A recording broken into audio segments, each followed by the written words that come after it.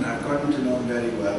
Yesterday he was a dragon in our Pitch Perfect event, because there's nobody better qualified that has been through the ups and downs of building and exiting out of a successful business.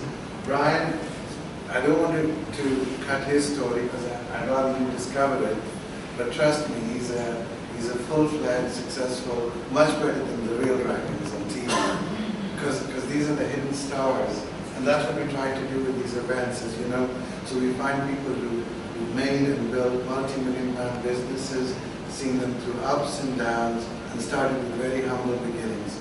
So let me hand it over to Brian. Thank you very much.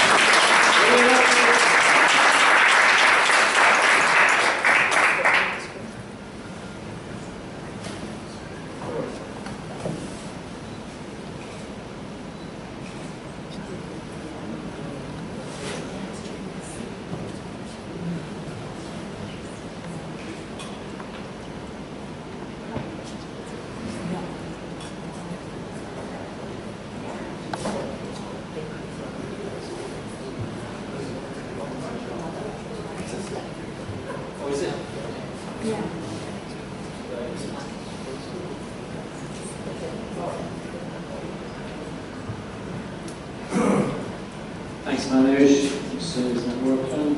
Righty. Good evening, everybody. How are you all? Welcome, Colin. Here's our next speaker. Oh, good. You're just on time. You've all had a busy day? Yeah. This is interactive, by the way. I'm not a TV. You can shout at me and you'll get a response. We've all had a busy day today. And what I'd like to start with is what I call the entrepreneur's meditation. Anybody here do any form of breathing exercise, meditation, mindfulness? Let's have a show of hands. Good, about half. Excellent. Well, we're just going to start with that. It's going to be a few moments of meditation. It's a tool that you will never really understand how good it's going. The Buddhists discovered meditation, didn't they? Thousands of years ago. And you ask a Buddhist monk or some practitioner, somebody who's involved, explain meditation to me. And even after thousands of years, they can't explain meditation. It's very difficult to understand. And whether it's an illness, or whether it's a business challenge, or just a normal day, meditation is a great way to start. So we're all just going to get in the room for this. And if you would just get comfortable in your seat, feet to the ground, just get your feet grounded. If you'd like, put your hands on your knee. Just get the back of your body right into the back of that chair and get yourself in a nice upright position. You might want to close your eyes. And we're just going to start with some breathing exercises. And all we're going to do, very simply and very gently, is breathe in for 4, hold a wee bit, and breathe out for 6. Breathe in through your nose for 4, and out for 6. In for 4, and out for 6.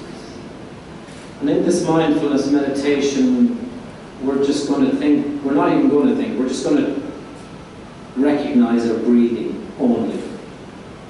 That's what good mindfulness meditation is about. It's just recognizing, being in the moment. So just continue to breathe in for 4 and out for 6. And just try and get into that rhythm. I call it the entrepreneur's meditation because we arrive here today after a busy day, and it's very rarely that we get to slow our breath down. We normally work through the day with very short breaths. And in this meditation, we're just going to think about your breathing. Just listen to the oxygen going into your lungs and back out again. Just keep that rhythm of breathing, thinking only of your breathing.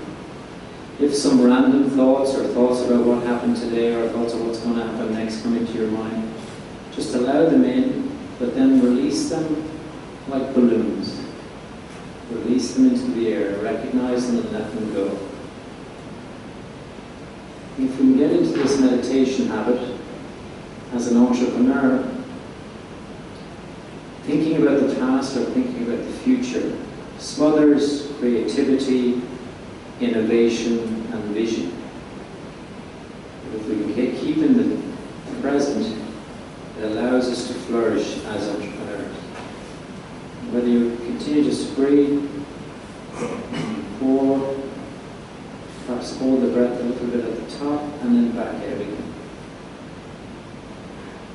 Through mindfulness meditation, it will allow us to go into a pitch with a customer or an investor or a team meeting with more calm.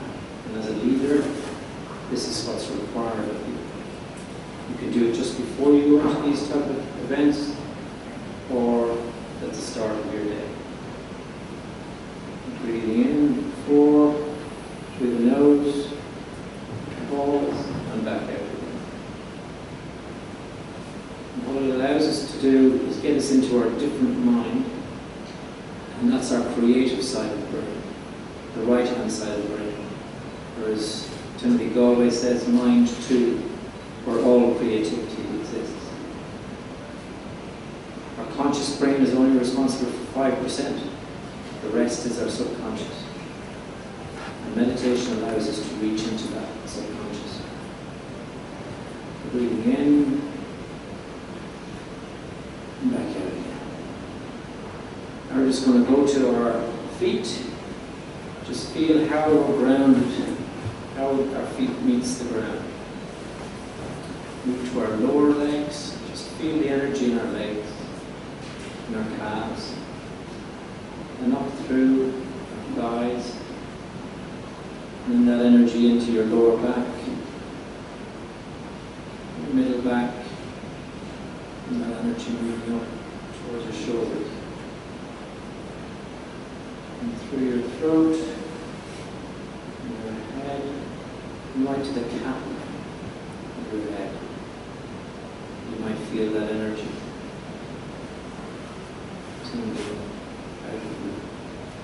And finally, just going to take our hands, we're going to massage our cheeks.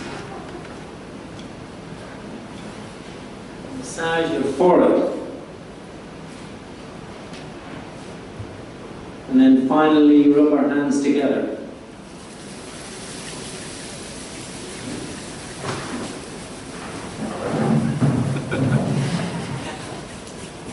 Righty. I want to talk to you a little bit about my story first. It's called Partly and Paddy. I'm going to talk to you about how I went from fist punch to fist bump. And then talk you through the sale of my company and tips and tricks around that. Where's my little flicker?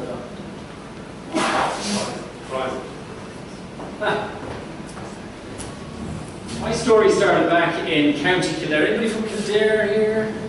Any Kildare Whites? No, there's one. There's one. By the way, am I better off with this or with the microphone?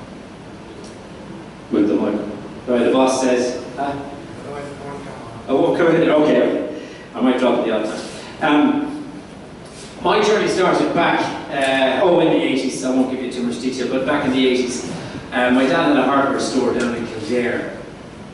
It was one of those shops that you could get everything from a needle to an anchor. And my dad unfortunately died in 1986, a couple of years after I left school. But before he died, he said, make sure you go over to England and learn the ropes. Anybody here lived in London at any time? Okay. You might have heard of a independent hardware chain called Robert Dias. Yeah, Robert Dias. Dad knew Robert Dias. He said, come over there and learn the ropes from Robert Dias. He's got a good operation going on there. So I went over there in March 1989. And I was doing the usual thing. I was on 80 quid a week, cutting lino, stacking shelves in the gardening department.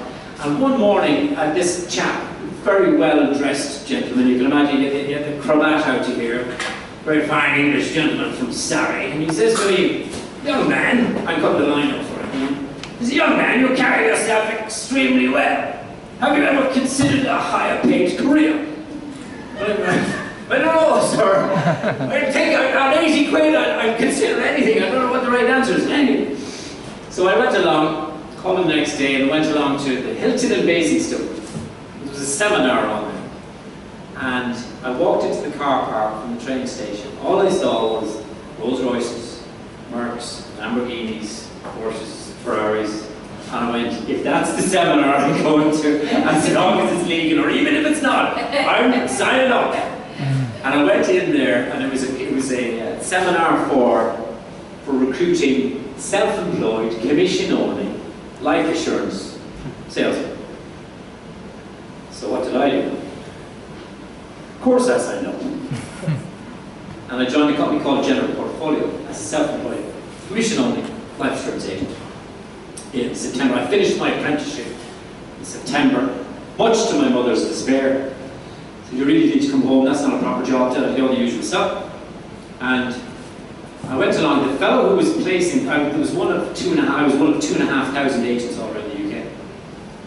And the guy who chose the office I was going to work in, I'm not sure whether it was a practical joke or not, but he placed me in a place called Aldershot. Anyone heard of Aldershot? Yeah? Garrison town, 55,000 British Army personnel. And they stuck the paddy there. So there I was, Irish guy selling life assurance to squaddies going to Northern Ireland in the middle of an IRA bombing camp. Huge.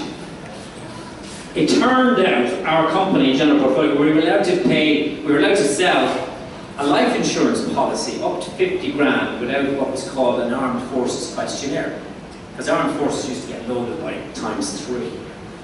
So it was a great little policy. And it was it was hard to sell, but it was a worthwhile sale. And I used to get in, I got in through just a couple of couples, because the married quarters used to be over here, and then the normal squaddy barracks were over there. They couldn't care less, they just wanted to get to Friday to have a session and go out for that. The married couples, however, particularly the wives, were very worried about their husbands going off to Germany or Northern Ireland and not coming back. So I got into a referral chain. I used to arrive into the barracks. This is 1989, the troubles was pretty much at its peak. And they used to put a parka jacket on me. And I'd go past the century with these couple of other lads. Oh, what's up? And I used to get past and into the barracks. And I would stay there for a couple of days. And I had a referral chain going that allowed me to go from one house to the next to the next to sign up all of these policies. And by 1991, I qualified for the top 100 salespeople out of 2,500, which is quite unusual because normally in the life insurance business, you've got to sell to your family and your friends. And when I went in on day one, it was like, well, show us your list. I've only got 5 aunties, and they're in Birmingham, and they're all nuns. They don't buy life insurance. They're going straight up. So, it turned out, in 1992, did we ever think Maggie Thatcher would do something decent for me? What she did, she made a massive redundancy program. She created a massive redundancy program called The Other Way, which brought out, because the wall had come down in Berlin, the armed forces needed to shrink.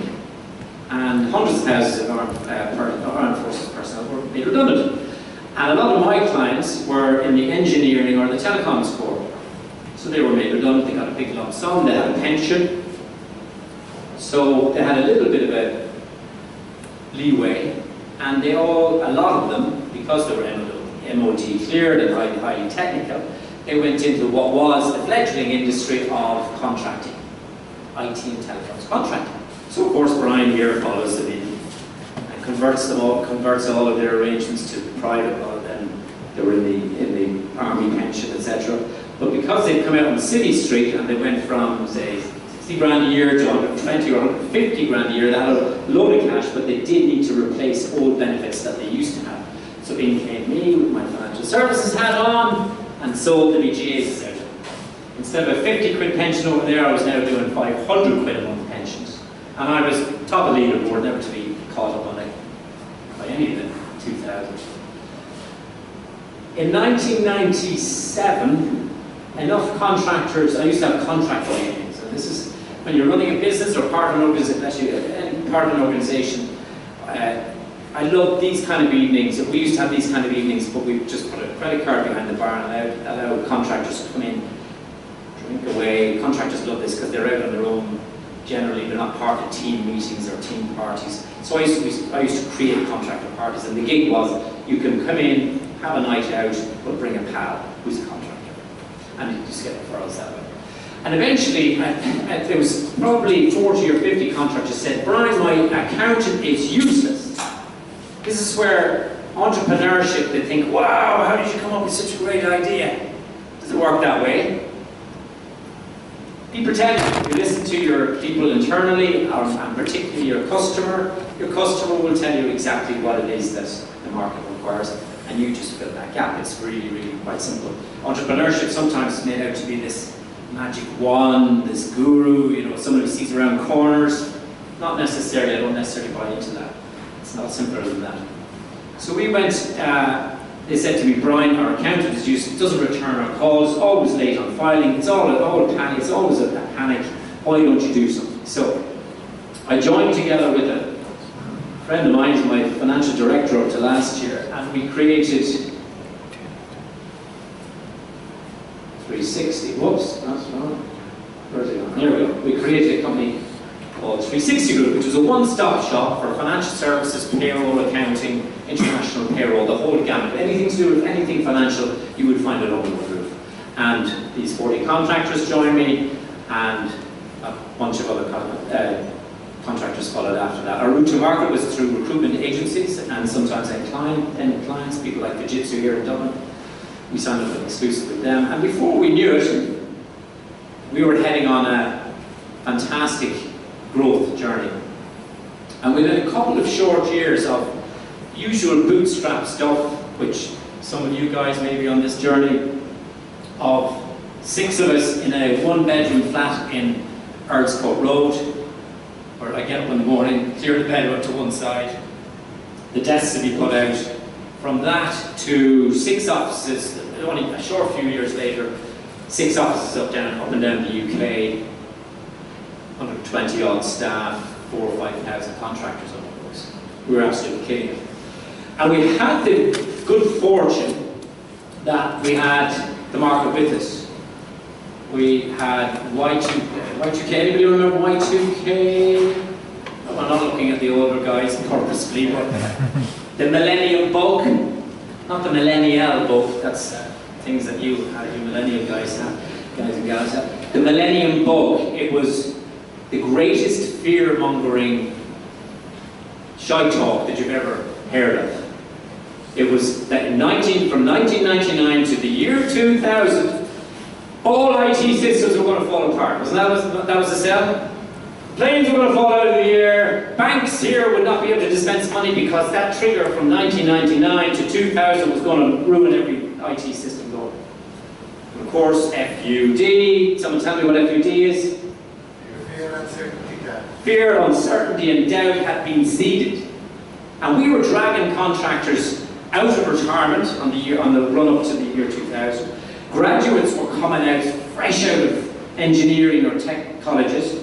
They were stuck on 30 quid an hour or 60 grand a year straight in, and they were all contractors, and they were all on our books. Thank you. The other thing was we were connecting the world. The telecoms in the Philippines, across everywhere was being connected. The world was, as the book said, the world is flat. We were just connecting the world. So that was the telecoms part. So we had the .com boom, Enron. Sorry, I'll come on to Enron. The telecoms boom and Y2K. And as a friend of mine said, you can be careful, Brian, when there's a headwind like that going. Where's it gone? I don't get this right one of these. When there's a headwind like that, even a turkey will fly. But when the headwind is gone, the the turkey falls out of the sky, right? Or as we said here in Ireland with the last recession is, you know who's not been wearing their swimming trunks when the tide goes out, right? I was that soldier. The tide went out, the wind came out of the sky, and the turkey did too. And we had this perfect storm for the very reasons that we had phenomenal growth. We had this perfect storm. Enron and WorldCom, remember Enron? One of the biggest bankruptcies on the planet occurred. Let me put them up here. The dot-com bubble burst.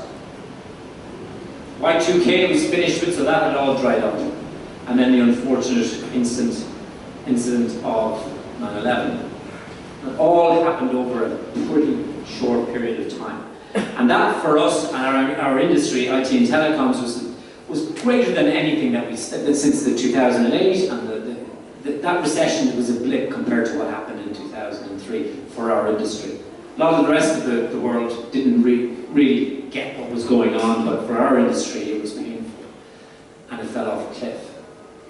And I went from being, I'll just tell you earlier, did I show you the... Oh.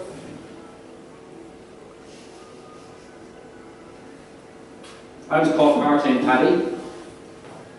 I lived just there on Park Lane. This was in the year 2000, and the millennial bug was, I remember having a party there on 31st of December 1999. Porsche 911 convertible was parked out the back.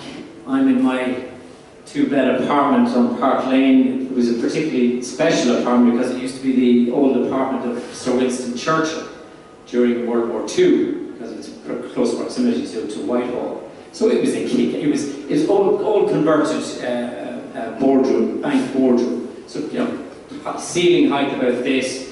One bedroom, one boardroom was my dining room. Then the next adjoining room was my sitting room, and then two rooms off that. And it was all ex-bank boardroom stuff. I had an ensuite bathroom and an ensuite kitchen. I was the only person I knew that had an ensuite kitchen. Anyway, it was kick-ass. Now, do you hate me enough now? But I was called Park Lane Paddy.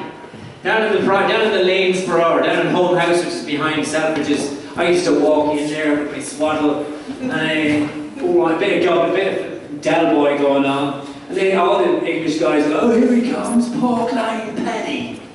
That was what it was, my nickname. But within a very short few years, it's gone from Park Lane Paddy to Park Bench Paddy after the perfect storm. It was a very humbling experience. And I found myself in 2002 sitting in front of an IP. It's not intellectual property either. Anybody else guess what an IP is? It's an insolvency practitioner. So I'm there, sat with this IP, about to sign my papers for my personal and company bankruptcy. It was a difficult day. The guy's name was Mark West. He's a bit alright kind of geezer, East End geezer. He said, Brian, it's alright.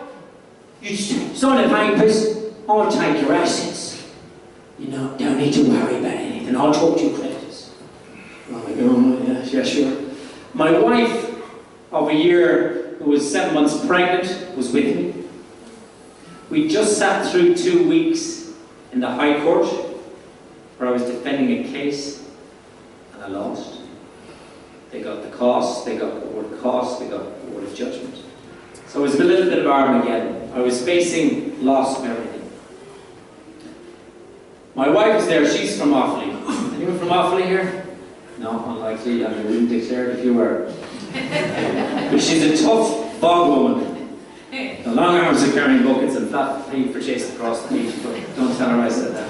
But she's a sturdy lass. Takes a lot to rattle her. But at that point, when realizing what was going to happen next, i.e. that we were going to lose out, she'd married this millionaire, multi-millionaire a couple of years earlier. Now this guy signing his bankruptcy papers. And she starts to well up a little bit.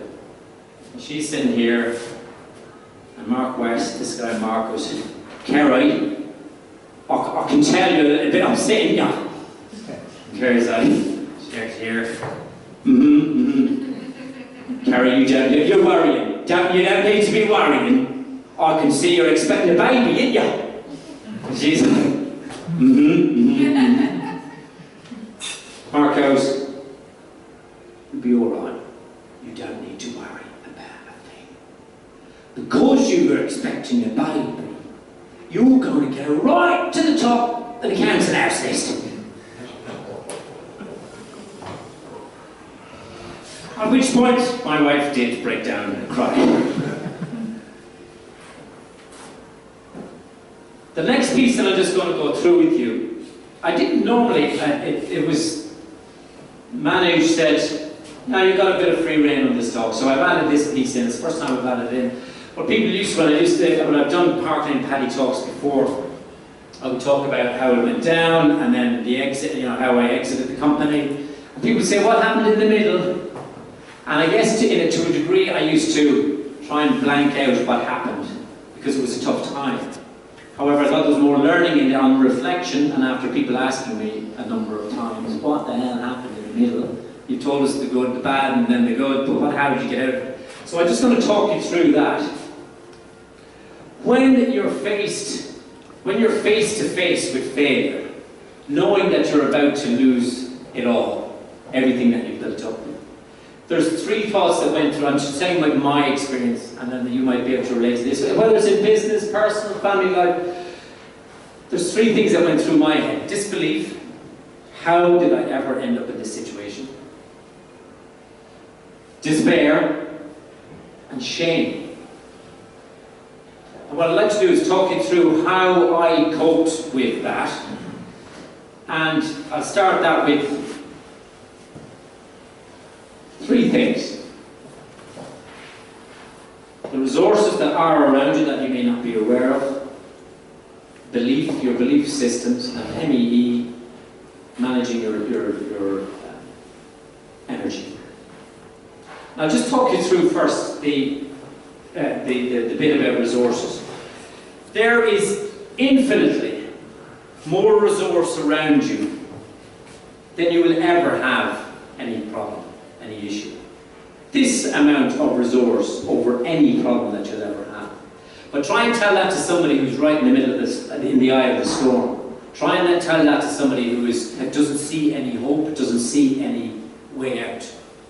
And I'll tell you a story, because I talk here about friends, associates, and your life partner, your husband, wife, boyfriend, girlfriend, whatever it is. There's those three groups of people. But for me, they only amount to 5 actual people. I don't have that many friends. Firstly, I'll tell you 2 stories. One is a friend of mine, his name is Frank Kelly, he's from Galway. A construction guy, lived in London he was in his 70s, lived in London for 30, 40 years. He was my mentor, although I didn't call him that at the time. We call him a mentor now, I guess. I meet up with him regularly for a pot of tea, and he'd have spoken his pipe, and he'd given me all his sage wisdom. I called him to tell him what had happened. He'd been keeping an eye on it. When the court case swung the wrong way for me, I called him and said, I'm a goner, Frank. Anyway, he came to my office. We normally meet down in Ken High Street, but he came to my office, and I remember him sitting across on the board by the boardroom table, and I said to him, Frank, that's it. I've had it. I'm done. I'm not going any further. I'm picking the phone up to my best competitor, and I'm giving the thing away. I don't want the clients to suffer. I want them to have some kind of transition. He said, "Oh," and he listened, as good mentors do. He says, "Brian, in the construction in business, if we have a JCB, everybody know what a JCB is? Digger. I know all the Irish people do. In Germany, you call them high marks diggers. Okay, right." He said, "When a JCB is stuck in the ground, the one thing we don't do is stop. Because once you stop that machine, you are going to have very little chance of getting it out. So the best thing to do with that JCB is to keep moving. Not necessarily with any purpose, but just keep moving, and eventually the momentum will get you out of that hole. Next slide.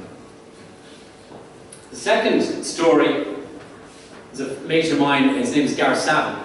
He is was the tight head prop for England Rugby. He went in when playing club rugby, went into a scrum. The scrum collapsed, and he broke his neck right up at the top of the C1, top vertebrae, quadriplegic. Was told he would never lift his head from the bed, from the pillow again. But after years in a place called Stoke Mandeville, which is the sports injury clinic in the Midlands, he began to get movement back in his arms, in his hands, in his biceps, in his triceps, to the point where he had his own vehicle, his own electric wheelchair. Everybody remember the A-Team black van? Bit like that, electric door, all electrified, electric wheelchair. In he go, up the ramp, and into the vehicle. His indicators were pads each side of his head, and then a hypersensitive steering wheel. He had regained his independence. He had a life, a job, his own home, his own girlfriend. An inspirational character. But he didn't get there easy. It took him 3 years. He was stuck in 3 years, full time, never got out, in Stoke Mandeville, working on physio every single day. Anyway, in the middle of my storm, he calls me up and said, "Brian, I've got tickets for Iron Maiden in Hyde Park. We're going to the moon, we're going to this gig." I said, "Gareth, no way, man, I'm not coming. I've got to tell you, I'm just stuck in the middle of the storm here, and I am fucked. I ain't going. I'd love to come, and I'll come." Anyway, he persisted, and I ended up going. I remember standing with him in Hyde Park, Iron Maiden's on, we got a pint in our hands. Anyway, I'm so full of anger and frustration and all the stuff I talk about there, and I turned to him, and do you ever say something, do you ever utter words, and then when the words are coming out, you're going, "No! Come back! Put them back! But it was too late, I said it. I turned to him and I said, "Gareth, I tell you, I've been so let down. I'm after being ripped off. I just cannot. I've lost all faith in humanity. I've just had enough. Did you ever feel like just throwing the towel?"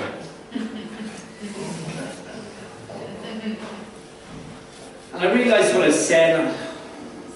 What am I thinking about? And he turned to me. He's there and he's looking up at me. He's going, "No."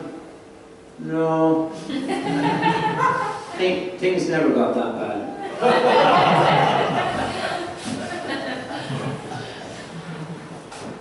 There are things that will happen to you, but particularly there are people that will come along your path that will, even though you don't know it, and even though it's certainly not planned, it's not by judgment at all.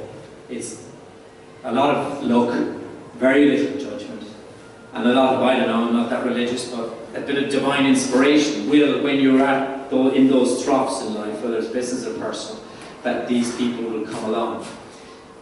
What happened next? Let me tell you, in 2003, again, this was just pure fluke, the British government came out with a thing called the Enterprise Act, where businesses, rather than going kaput, they metaphorically put you and your business up on the operating table, tried to put thousands of volts through you and said, "Well, let's see, can we resuscitate this dead beast? And if it doesn't work, it doesn't work, goes into liquidation, or if it does, well then, happy days." I was given that chance, and we put together a bunch of what's called TTPs, time to pays. And I went to all my creditors and said, "Here's the story, here's the situation. I want to pay you back, but give me some time to pay." And we went into programs with each one, and every contractor and every supplier got paid. After that, we re-engineered the business because we had 6 offices.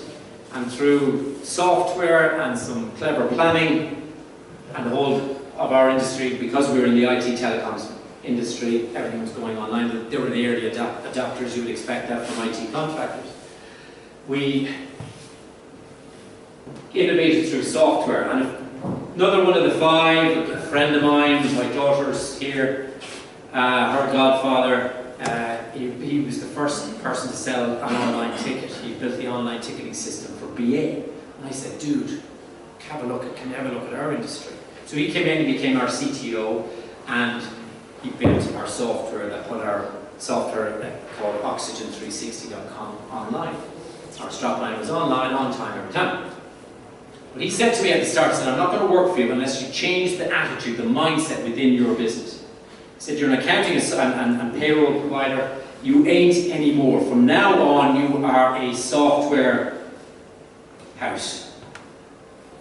You're a software company that happens to do payroll and accounting, which are a software company. So we changed the entire culture within the business. And then we launched in end of 2003. We were the first out of the traps with an online offering which allowed contractors to track like a FedEx. It's all very, very normal now, but back in 2003 it was very unusual. They're allowed to track their payments online at every stage. And we just went from a very manual business to an online business with a kind of software model. And if you know, software models have got gross profits 80, 90, 78, 90%. It became a cash machine. We outsourced to India. We set up an office in Bangalore. We had people in central London doing manual work, tick and bashing type of work we call it, on maybe 15 to 20 quid an hour. Because it was relatively low level for central London, they would stay for 6 or 12 months, get a bit of experience, and then be offered a better paid job. We outsourced that work to all of our non-voice work to India. And we, instead of paying 15 or 20 quid an hour sterling, we were paying $5 an hour in India. And that really gave us a competitive advantage where we were allowed to drop the price to our customers, but remaining more profitable. Cultural change, and I'm going to come on to that in a second. And also internally and externally, internally and from CEO downwards, we engaged with coaches, life coaches, executive coaches, CEO coaches, to help us navigate our journey. Well, that is what happened.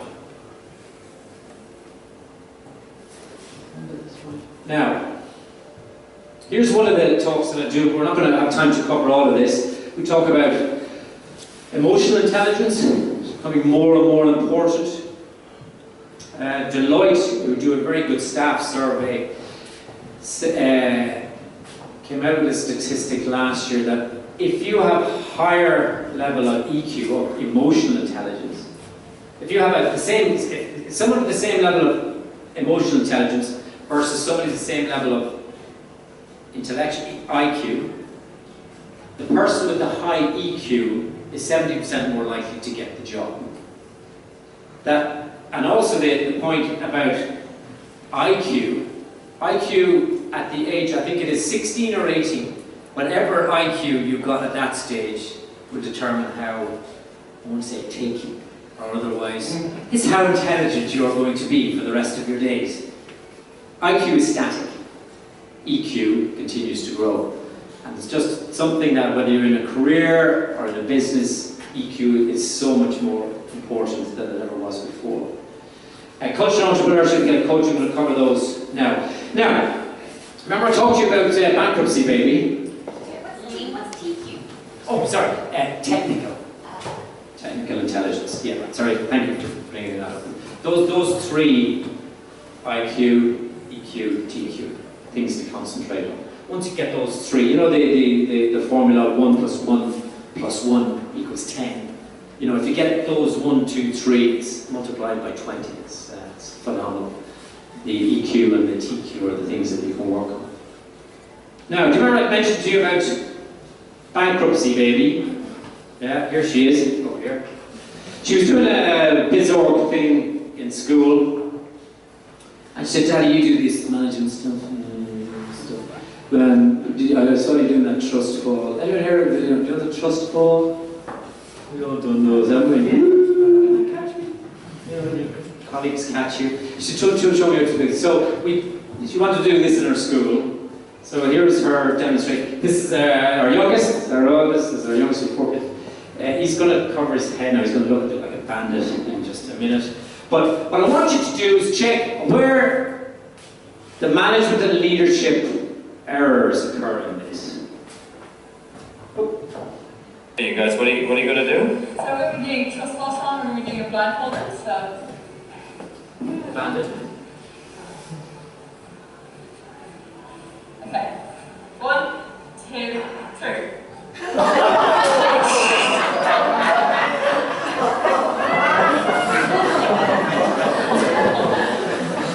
That's 2 years ago.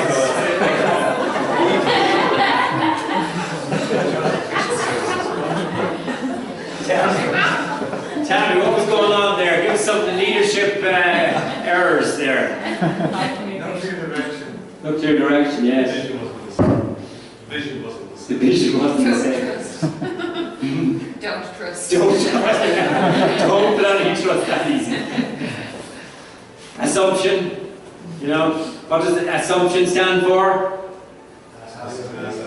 Makes an ass out of you and me. Lots of assumptions, lots of leadership stuff there. I'm going to talk you through intrapreneurship versus entrepreneurship. Well, here's the definition of an entrepreneur. We struggle in Ireland even to pronounce that word. I struggle to spell it. It's only in the last few years. Now we have solopreneurs, pinkpreneurs, you name it, every kind of preneur. An entrepreneur is someone, a person willing and able to convert a new idea or invention to a successful innovation. Take an idea and make some money out of it. As friends of mine in a group called EO, anyone heard of EO, the Entrepreneurs Organization? It's a peer-to-peer learning group that we set up back in 2014. Amazing, I've been in it since 2001, funny enough, when it all went kaput. And I think I put down to 2 things: having a good partner and having good friends. 3 things: having good friends and being in the O helped me to save my ass. We talk about entrepreneurship a lot now, and it is actually there's a pal of mine in the O. He describes, "I'm not an entrepreneur." He struggles. He's in the meat processing business. It's been sort of a challenging few months. But he's in the meat process. He says, I'm just a bit of a chancer, and it seemed to work. That's his definition of an entrepreneur. And that's kind of the way we think about it in Ireland. And as well, I think the simple version, and they talk about, is entrepreneurship, is it caught or taught? Is it nurture or nature? Bankruptcy Baby, who's in the room here somewhere. Bankruptcy Baby, I'll give you an example of what she does, because I went into her bedroom not more than 2 weeks ago, and she's there on the carpet, and she's got about 5 or 6 these white envelopes, packages, all packaged up, sending stuff off on Z-Bop or Bebop or whatever you call it, and she's got a little love heart on the back, and she gets all these reviews. Yeah, brilliant. What's she selling? We go to a thing called Ferry House Market. It's up in Meath, near the Ferry House, the race course. And she goes to this Indian chap who's got his stall laid out, and there's these woolly hoodies. They're high-vis woolly hoodies. And she goes for the extra large. And she buys 3 or 4 of them. And your man's kind of going for like €12. And they're kind of down to here. And what does she do with them? She cuts them off at about here. It's like a crop top. High-vis crop top. So she sells that for €29. And then, what's she do with the rest? It's a mini skirt. A high-vis mini skirt. And she sells that for something like €15. So she comes out with about 45 quid after a 12 quid outlet. And they pay the postage and the packaging. Oh, there she is. So whether it's caught or taught, she ain't catching it from her dad, because I'm like a high margin guy, but I don't remember making margins that high. So that's the entrepreneur. Have we got the flip chart there? Where's he gone? Is he gone? Okay, we don't have a flip chart, but we do it. We don't have a flip chart, do we? No, it's okay, it's okay. Alright, we talk about entrepreneurship. in this country would you say, whether it's in retail, aviation, construction, tech, who are the people that spring into your mind when you think Ireland's leading entrepreneur? Michael O'Leary. Michael O'Leary, okay. We've got more than one. Dennis O'Brien. Dennis O'Brien, thank you. Steve Collins. Steve Collins, thanks. Patrick Keegan. Mm-hmm. John Bird. John Burton.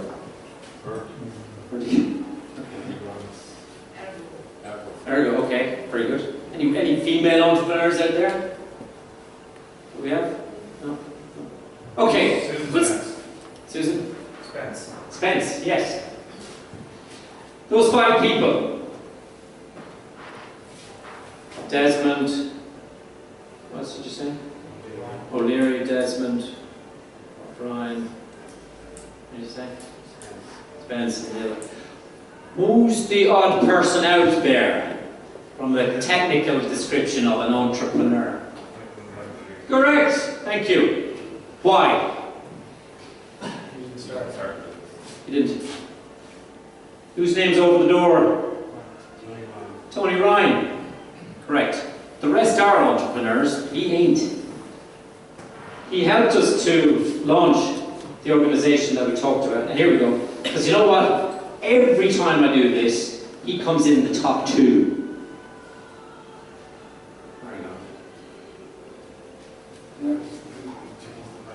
Do it. No worries.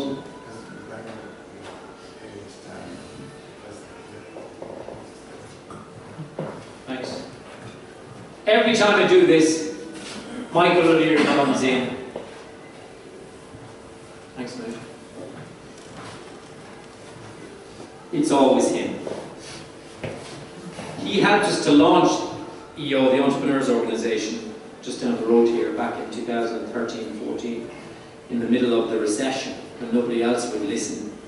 He helped us to launch. We launched EO with him.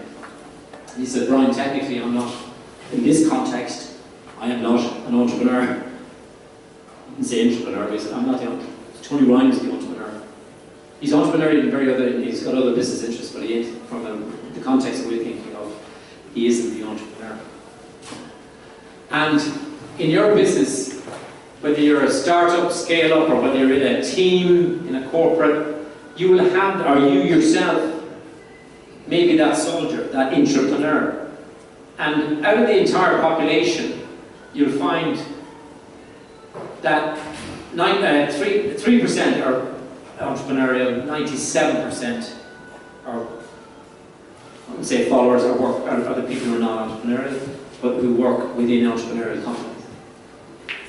And I know you're just pushing me along here, so I'm going to wrap it up quickly. The entrepreneur, certainly for me, is when you listen to your customer and listen to your team, that's when you have massive success. I had 3 or 4 entrepreneurs within my company. They came up with ideas that were far superior, far more creative than I ever would have done.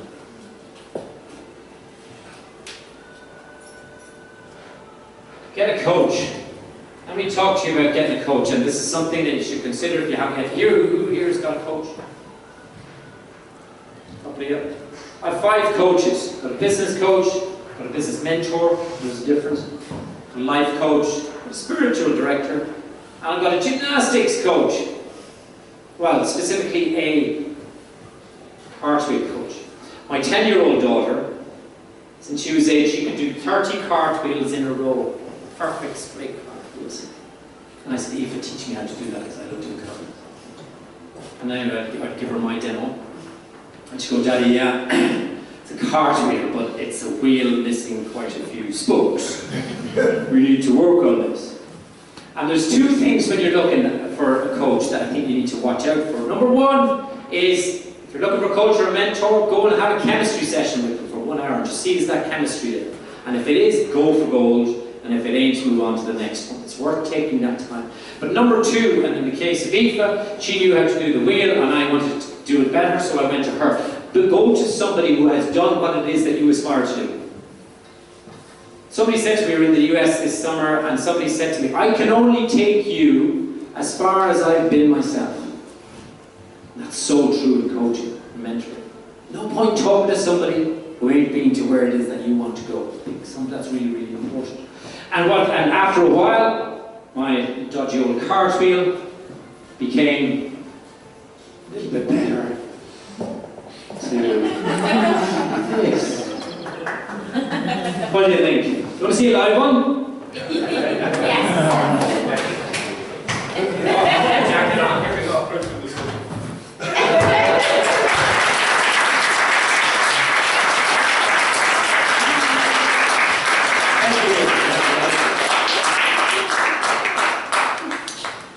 Man, he's going to kill me. Selling your business. You may not need this now, but you will need it later. It'll save your ass, or save you some money very quick. Things I won't tell you about selling your business. Building wealth, and Richard Branson is big on this. Bill Gates is big on this. As you go along through your career, your business life as a CEO or whatever, senior exec, whatever it is to give away money as you go along rather than waiting for a big giveaway to charity at the end. And the same thing goes for building executive wealth, is to build your own wealth as you go along. I meet so many entrepreneurs who are waiting for the big cash out, the big valuations, the 32 times EBITDA exit. And then the market isn't right, or their industry has changed in some way, and the timing is wrong. And if you rely on just that, it can be sometimes a bit foolhardy. Do your due diligence on your buyer. They'll be doing due diligence on you. You could be bloody sure of it, but do your own due diligence and make sure that they can afford what it is that you want, and that they have the interest and that they are totally committed. Negotiate hard with the CEO that you're with on your opposite side. Negotiate hard and agree early. Agree the price as early as you can. So many businesses I see, and it happened to myself, you end up in a long, protracted transaction that may or may not fall out of bed. And also you look around and go, Jesus, the business revenue's dropping. I wonder why. Because you've concentrated for so long trying to get this deal off, and you switch off to the normal business of the day. Selling your business is like selling your house. Anybody here sold a house before, or a flat before? Yeah. Can you imagine giving your keys to somebody who hadn't fully paid you? Couldn't imagine, could you? But we do with companies. Oh yeah, you pay me half now, here's the keys. Bullshit. Every entrepreneur that I've met, particularly in EO, that has sold their business, they get the first check, and I don't know one, and you're talking dozens, I don't know one that got a second check. And each of them were due a second check. So if you're selling your business, get in the mindset you're only going to get one check. In some instances, some people had to write the first check back. Warranties and indemnities. Tricky business. I wonder if I would ever do this entrepreneur stuff at all. Keep in contact with your other person. Great book there if you're ever doing any kind of negotiation. Jim Camp's book, Start With No. Brilliant negotiation. It's totally counterintuitive to everything else. Don't skip on your preparedness from the get-go. Within EO, we have a thing called the Accelerator Program, and the first thing that people talk to me years later is about what was the greatest thing, best thing they had. Well, in the very first session, we were planning our exit, but we were only at startup stage. Don't skip on legals. Life after. Think about your life afterwards. One final piece, and then I'm off. I want you to stand up after you've hit, say, 8. So look at this list. I'm going to talk you through the list. After I've got to, when you have, say, yeah, that's me, that's me, that's me, that's me. And when you hit 8, stand up. Do you often feel filled with energy? Does your mind get flooded with ideas? Are you driven? Are you unable to keep still? Do you often work with little sleep? Do you get euphoric? Are you easily irritated by minor obstacles? Do you reach burnout periodically? Are you a bit of a flirt? do you feel prosecuted by those who don't accept your vision? Anybody 9 or more of those? Not that. I'm all of them. Really? Stand up, stand up, stand up. You're all of them. Right? There you go. Wow. Okay. Stand up. You're standing. I know this. You're 11 as well, dude. Okay. Okay. Thank you. You may sit down. A couple of other closet entrepreneurs in there, but you'll see. Here's the kicker.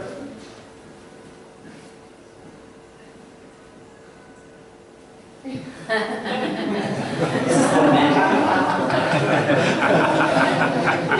I know there's a couple of you probably saw that coming. And they want to medicate us. I did this to a group of accountants, and I lowered the bar to, I think, 6 or 7. And guess how many out of a couple of 100 accountants stood up? None. None. They don't have the type of traits that we do. You have to have a little bit of a screw loose, and I'm just going to do one very final piece, because imagine, it's to demonstrate the little bit of craziness that involves around being an entrepreneur. Imagine that's your business. That's the money that you put into it, the time, the burn, the blood, sweat, and the tears that you put into it. Now, walking on that entrepreneurial journey is a little bit like this. You're wondering what's going to happen next. You're feeling a bit nervous.